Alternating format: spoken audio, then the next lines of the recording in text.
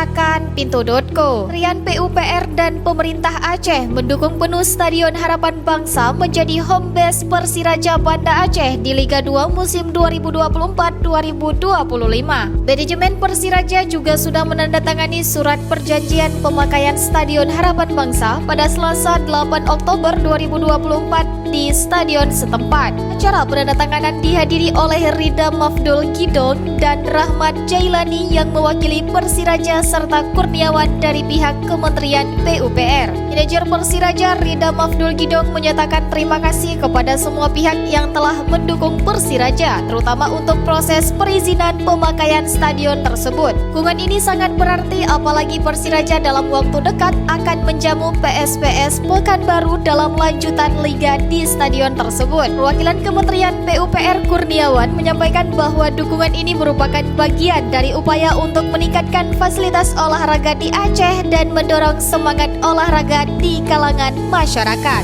Laga melawan PSPS Pekanbaru pun diprediksi akan menjadi momen yang dinanti-nantikan oleh para pendukung setia tim berjuluk Laskar Rencong tersebut. Persiraja akan menggelar laga perdananya dengan dihadiri penonton dalam laga lanjutan Liga 2 menjamu tim PSPS Pekanbaru pada Minggu 13 Oktober 2024 pukul 8 malam.